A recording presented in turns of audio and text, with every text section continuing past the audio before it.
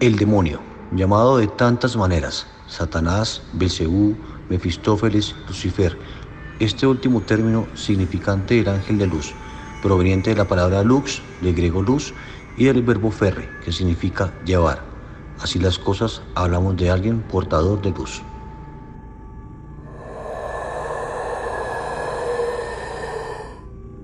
Miembro de la corte celestial y ser amado por Dios, consideró que estaba en igualdad de condiciones para decidir, acción esta que le trajo como consecuencia la expulsión del cielo.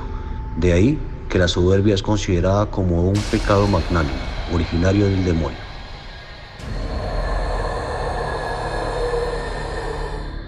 Así las cosas, consideramos a este ser como alguien terrenal, espiritual y de origen divino, que se manifiesta a través del libre albedrío del ser. Nos llama a la perdición, pero también a la reconciliación, como manifestación divina de Yahvé.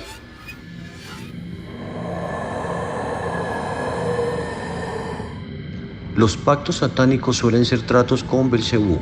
No se trata de oraciones banales para vender el alma. Se trata de actos fáusticos, sustentados en la filosofía teológica que compone la estructura humana espiritual del ser.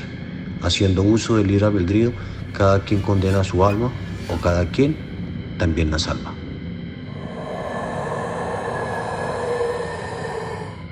Fausto es la clara representación y personificación del hombre codicioso e insatisfecho. Erudito alemán, nacido en 1480 y muerto en el año de nuestro Señor de 1540, este interpreta al hombre sin límites, impulsado por una avaricia intelectual y material a través de hechicerías y conjuros. Vende su alma al diablo, ignorando que solo lo que da Dios puede Dios pedir y puede Dios vender.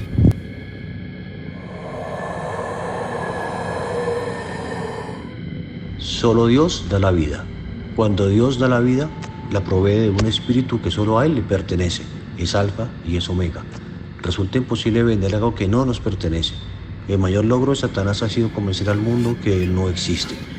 De la misma manera que Satanás no existe el hambre, tampoco la pobreza ni la indiferencia. Lo que es peor, no existe el hombre. Negar la presencia del diablo en nuestras vidas es como negar la vida. Fausto acudió a conjuros para vender lo que no tenía. El hombre contemporáneo vende no su alma porque no puede, pero sí su determinación a través de la mentira, el engaño y la falta de valores. La gran pregunta es, ¿quién no ha vendido su alma al diablo?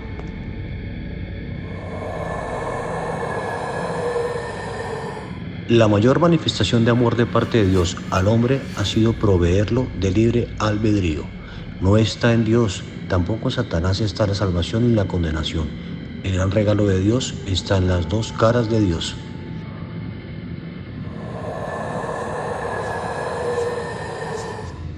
Por otra parte, y finalizando la temática del significado de los pactos diabólicos, es importante aclarar que no solo los pactos con Belcebú se realizan a través de rituales determinados. Una manera tácita de realizarlos es acudiendo a hechicerías, lecturas astrológicas y brujería en general. En definitiva, el señor de este tipo de actividades se llama Satán. Es el quien provee este tipo de ayudas y es de resaltar que el infierno está lleno de buenas intenciones y de personas que condenaron sus almas por medio de la insatisfacción de sus vidas.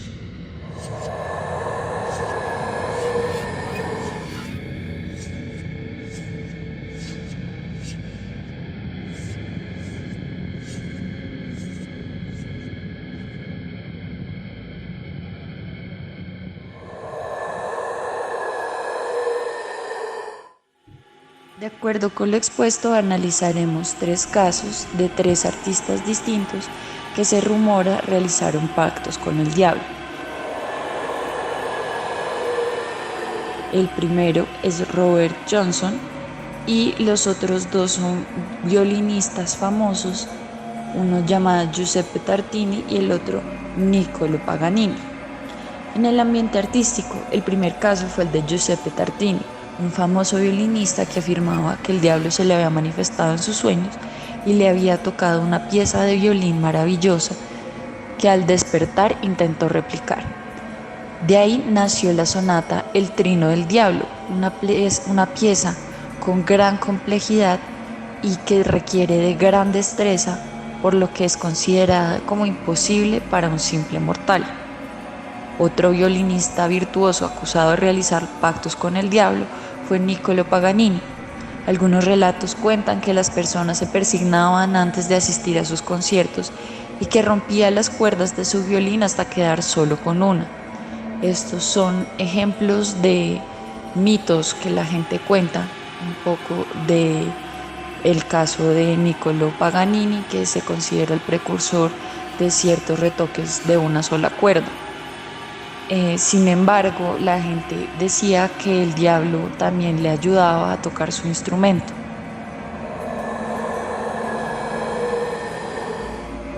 Por último, está el ejemplo de Robert Johnson, un famoso guitarrista de la banda Delta Blues Singers, quien realizó un pacto con el diablo en un cruce de caminos, donde el diablo tomó su guitarra, la afinó, tocó un par de piezas y se la entregó a su dueño, quien misteriosamente al poco tiempo empezó a desarrollar una increíble habilidad para tocar la guitarra.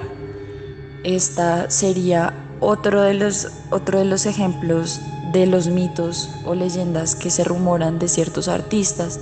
Sin embargo, al revisar la biografía de Robert Johnson, no es posible encontrar en qué momento él desarrolló dicha habilidad y al tan poco tiempo de haber conocido a otro guitarrista que se decía había aprendido misteriosamente también a tocar la guitarra en el cementerio de su ciudad.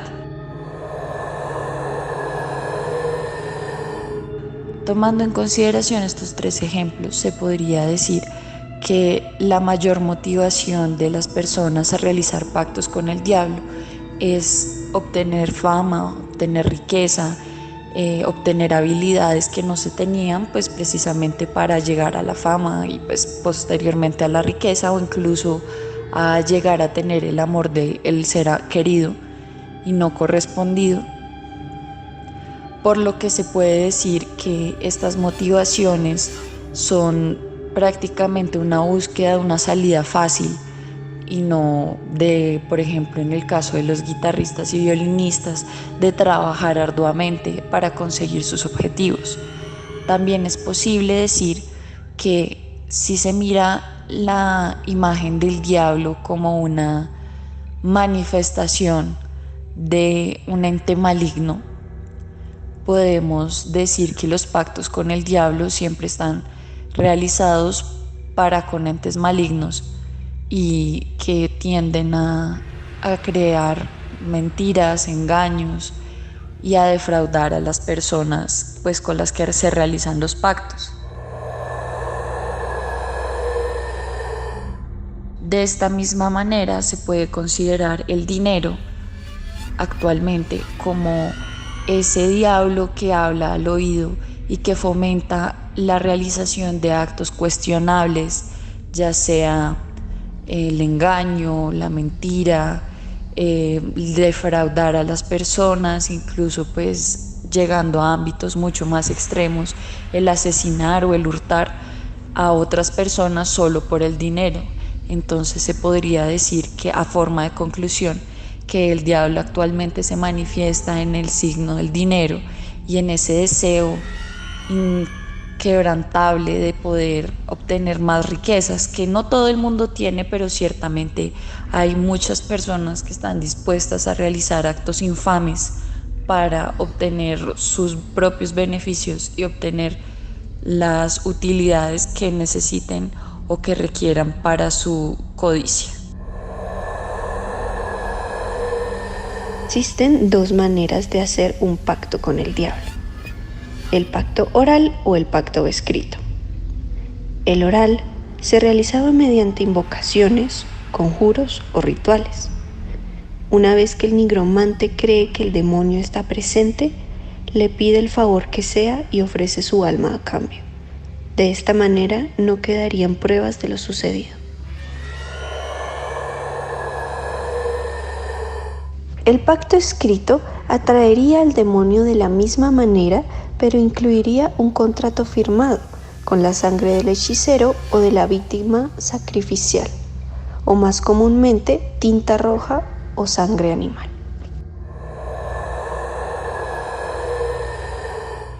Según el discurso de las religiones monoteístas occidentales, este tipo de trato resultaría muy peligroso, pues el precio de tales favores es la condenación eterna del alma.